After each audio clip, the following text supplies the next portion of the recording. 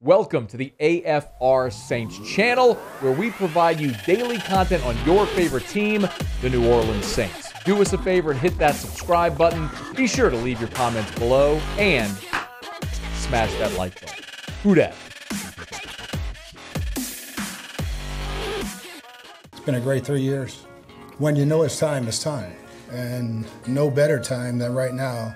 3 years ago, sitting at this podium, we talked about creating a culture, a winning atmosphere, that we're going to do it our way. We're going to be fast, we're going to be physical, and we're going to be smart. And it's paid off.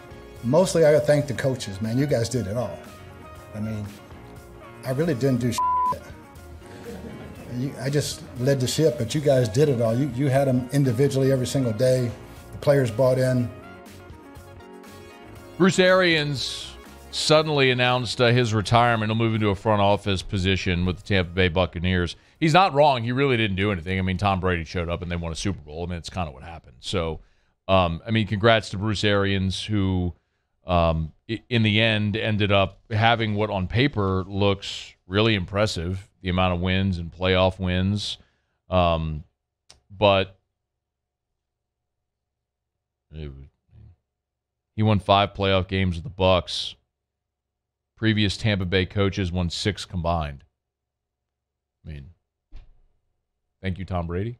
I mean, Bruce Arians didn't wave a magic wand. He had the greatest quarterback ever, who was the special sauce to get this thing done. So Bruce Arians steps aside, and Todd Bowles is elevated to head coach. Now, it's interesting because Bowles had interviewed for a couple of head coaching jobs in this cycle, Vikings and Bears. And previously, you remember, was the head coach of the Jets from 2015 to 2018, where he's 24-40.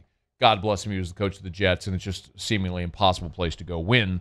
But this will be the second go-round now for Todd Bowles, who's 58 years old. He was the interim for the Dolphins back in 2011 for 3 games, but as a full-time head coach, his opportunity came with the Jets, and now this is his second opportunity to be an NFL head coach. Bowles did meet with the media as well, and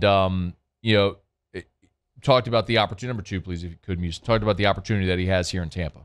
You can only control what you control. You try to be the best coach you can be, whether that's an assistant, a quality control coordinator, or a head coach. You be the best coach you can be because you can live with yourself every day. And whatever job you get, you earn because other people see it. So sometimes the timing isn't right. There's only 32 of these things in the league. So you're talking about all the football programs in college and 32 in the professional league. It's hard to say you're disappointed, and to be even considered for the opportunity is really a blessing, no matter how many times you have to do it. You may get frustrated a little and tired a little, and I expect Byron to get one. I expect Goody to get one. I expect a few people on the staff to have head coaching opportunities and head coaching jobs. So it's just staying with the process and staying in the moment and being the best coach you can be and let the opportunity take care of itself. If you're wondering, the reason they did not have to go through a process of interviewing candidates via the Rooney Rule, and although Bowles is a minority, he's a black man, so they did hire a minority coach. If it's after a certain date, because the pool of candidates has shrunk,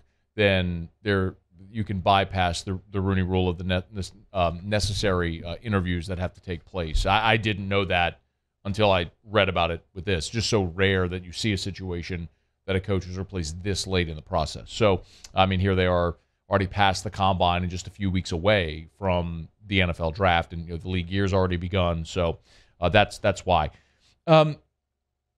Now, that's relevant here because the Bucs are in the Saints division, and you have some turnover there, and that obviously matters. It would be far greater news or a far greater relevance when Tom Brady retired and then unretired, and certainly that mattered for win totals as well. Our friends at DraftKings have put out their projected win totals for the year, just so happened to be on this day, a day after the Bruce Arians news, and as we're now into the league year and free agency, and still looking ahead to the draft coming up next month. But Tampa Bay, the losing Bruce Arians, did absolutely nothing for their win total, good or bad. Tampa Bay is projected to win 11.5 games. That's their total. Over-under is 11.5. Same with the Buffalo Bills, and those two are the most in the NFL. So Bucs, Bills, over-under 11.5. Chiefs, Packers at 11. Rams, the defending champs, and Dallas, each at 10.5. Niners, Broncos with Russell Wilson. Bengals, the defending AFC champ, and the Chargers, all at 10 wins projected. So, Bucs, Bills, Chiefs, Packers, Rams, Cowboys, Niners, Broncos, Bengals, Chargers. 10 teams, 10 NFL teams, they're projecting their win total double digits. And how about the AFC West? Oh, my God. Chiefs 11, Broncos 10, Chargers 10, and Raiders are at 8.5. I mean, all 4 teams in that division could be playoff teams. It's incredible. If you're wondering about the NFC South, we did mention this, the Bucs at 11.5. The rest of the division, not so great. The Saints are actually next at 7.5. So full 4 games behind Tampa. The Panthers at 6.5 and the Falcons at 5.5. As a matter of fact, only the Jets and the Texans are projected to win fewer games than Atlanta. The Jets at 5, the Texans at 4.5. The Browns, they did not give a projected win total because of the remaining uncertainty about Deshaun Watson. And you would assume if Watson is available for the Browns this season, they will be projected to win double digits as well. So it's kind of hard to put out a projected win total when there's one team that it's going to play 17 games. You don't have a projection on them. That will obviously impact other teams that they play, and it'll affect those win totals.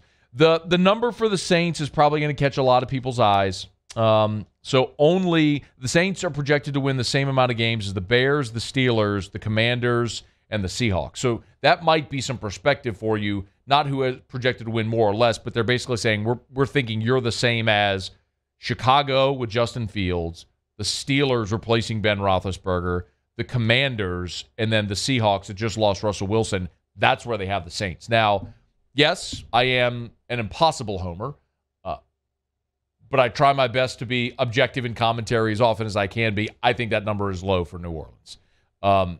We've gone through this before. The Saints were a 9-win team a year ago. That was with Jameis only playing 7 games and you playing 10 games with the combination of Trevor Siemian, Taysom Hill, Ian Book. You had 4 of your 5 starters on the offensive line miss time throughout the year. You all know the story. There were COVID issues. There were travel issues with Hurricane Ida, being displaced the opening week. You all know, and you still won 9 games. How much of that is a hat tip to Sean Payton? I think that's what Vegas is weighing in here. They're telling you, I think, that the head coach losing Sean Payton for the Saints is far more significant than the Bucs losing Bruce Arians to retirement. So it's going to be on the Saints to see what else they can do to supplement this team. They got to find a left tackle, obviously. They got to get an answer there. They need help at wide receiver, but they know that. Do they get it in the draft? Do they get it in free agency? Are they going to get more help at safety after Malcolm Jenkins' retirement? Maybe. But I don't hate the number as it stands right now. You know, I think an 8-9 season puts you a game below 500, just on the opposite side of where you were a year ago. But I certainly think that they can be much better than that as well if Jameis is steady, if Mike Thomas is healthy, if you have the answer at left tackle, if Dennis Allen is ready to be a head coach again. There's a lot of those ifs, no doubt. And they very rarely all answer in the affirmative, but if enough of them do, you'll go over that number and put yourself in a good position to be a playoff team. The tough part is, based on these projections, the Saints are projected to be 9th in the NFC. So that will put you outside of the playoff picture in the NFC if it played out that way. Hey, thanks so much for watching. Please leave your comments. I love to interact. And be sure to hit the red subscribe button below.